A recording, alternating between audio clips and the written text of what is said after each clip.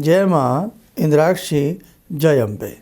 इंद्राक्षी धाम में दर्शकों आप सभी का हम हार्दिक स्वागत करते हैं। आज के दिन जिन जातकों का जन्म दिवस है, मैरिज एनिवर्सरी है, उन सभी को हमारी तरफ से बहुत बहुत शुभकामनाएं। आज हम भोजन के बारे में आपको बताना चाहते हैं।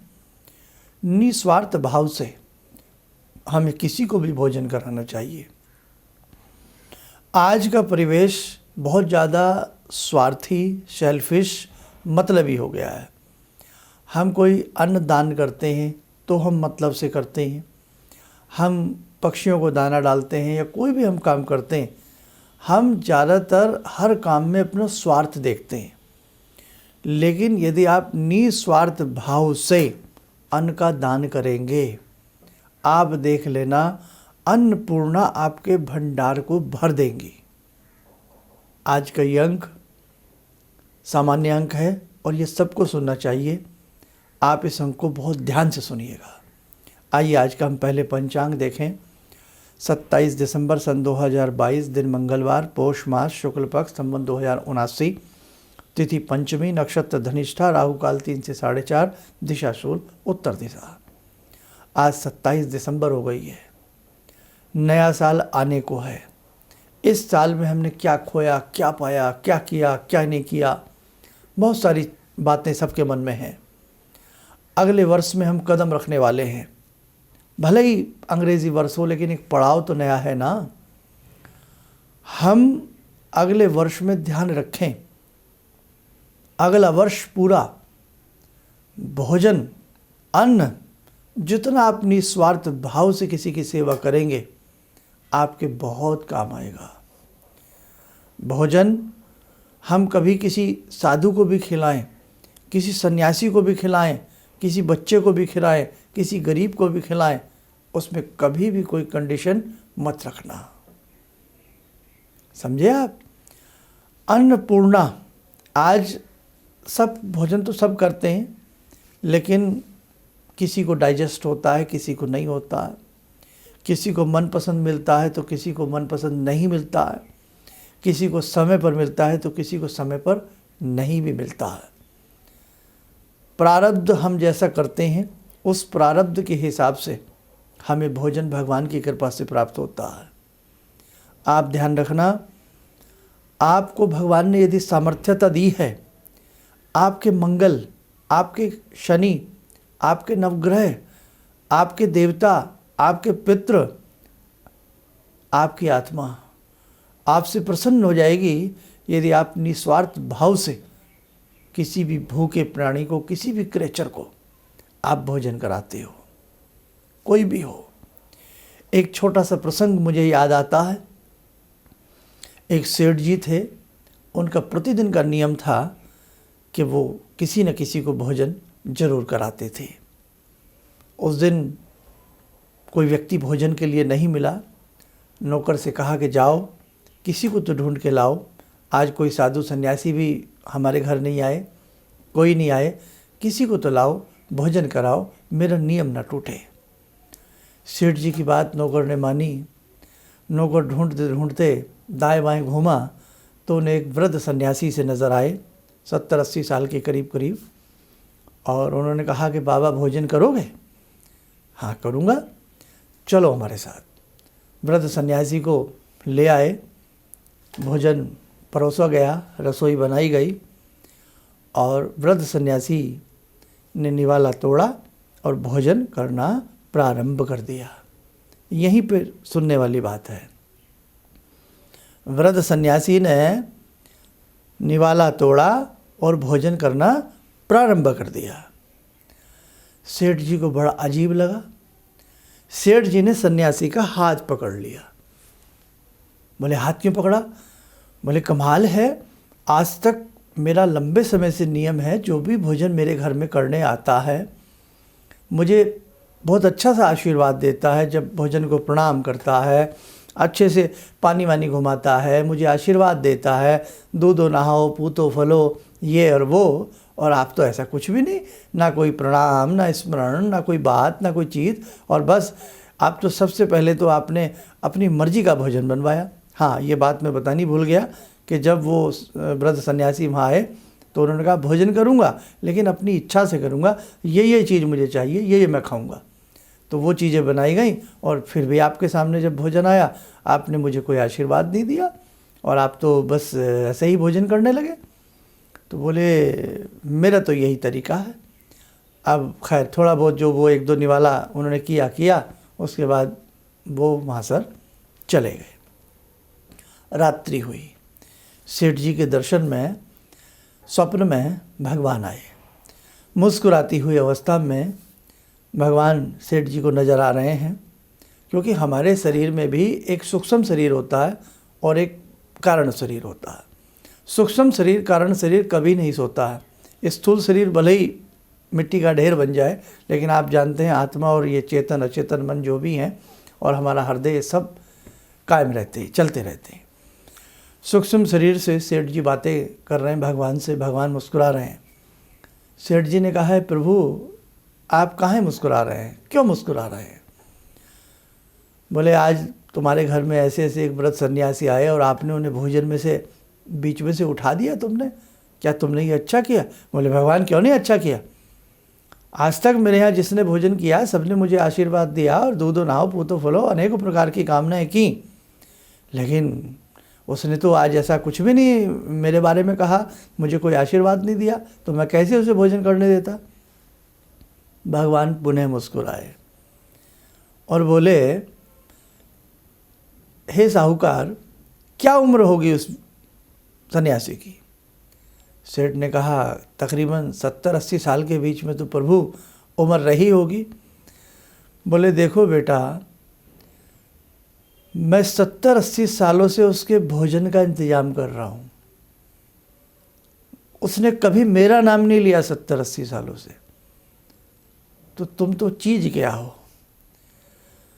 समझे आए, मर्म समझ में आया? सेठ जी को तो समझ में आ गया, आपको आया कि जिस व्यक्ति जो भगवान का नाम नहीं लेता, भगवान का चिंतन नहीं करता, भगवान का कीर्तन नहीं करता, भगवान उसके भी भोजन का इंतजाम करते हैं, है ना। और हम छोटी छोटी सी कंडीशनों पर लोगों को भोजन कराते हैं। मेरा यह काम बन जाएगा तो मैं भंडारा कराऊंगा, मेरा यह काम बनेगा तो मैं लोगों को पानी पिलाऊंगा।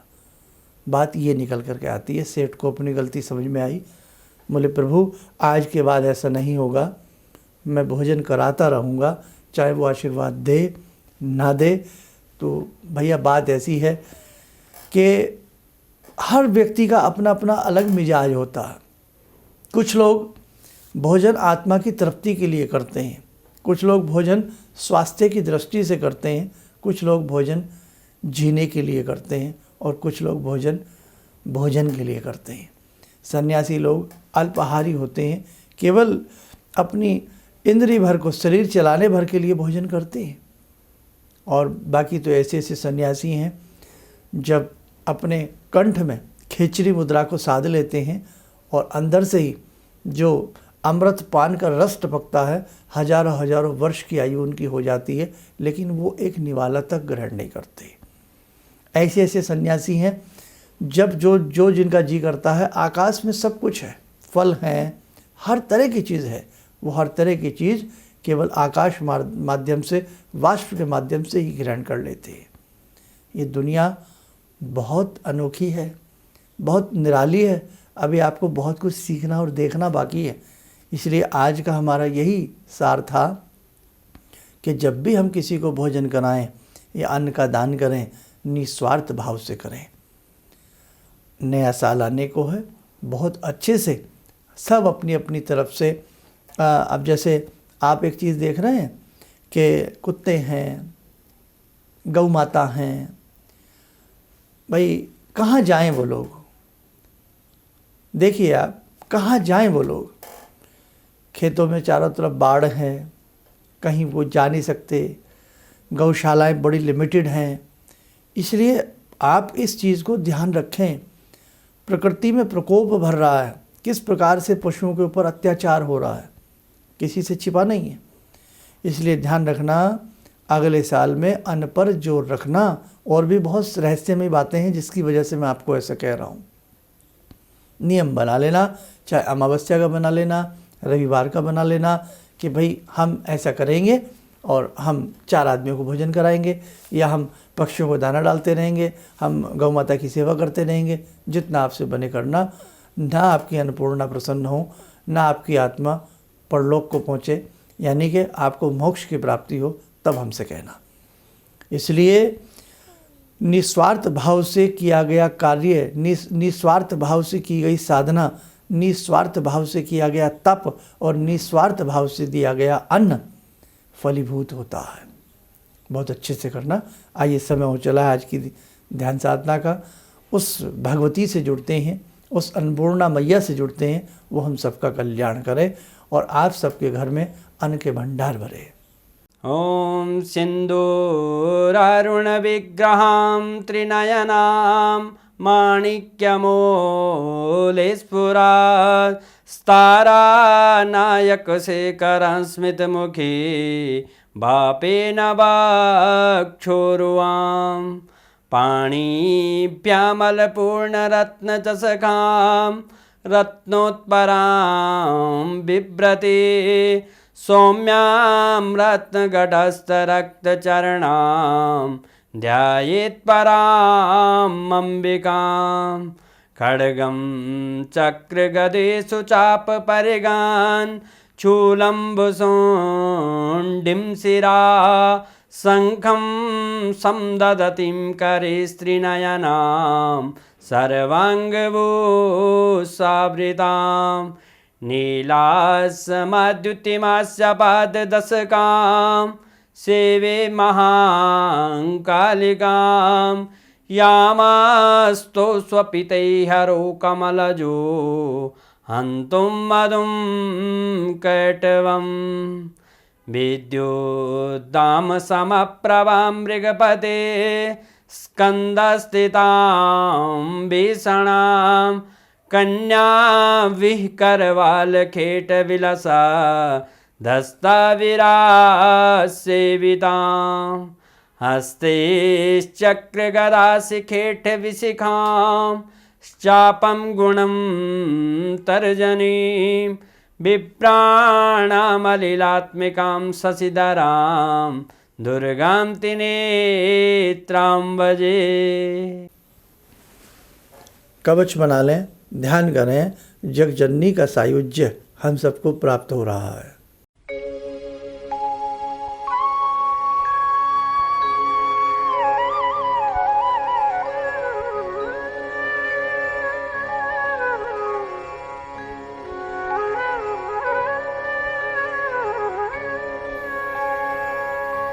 ओम बोलते हुए नेत्र खोलें, सामान्य हो जाए। नए वर्ष पर बहुत कुछ करना चाहते हैं, बहुत कुछ आपको बताना चाहते हैं, थोड़े व्यस्तम क्षण चल जाते हैं, क्या करें, मजबूरी हो जाती है। और जैसे कि राशि के लिए सबका आपका मन था कि हम बताएं, तो वो सारी करीब करीब तैयार हो चुकी हैं, वो हम आपको बता देंगे। और बाकी जो आज हमने आपको समझाया, आज के इस अंक को ध्यान से इसको सुनना, मन में उतारना और आगे बढ़ना।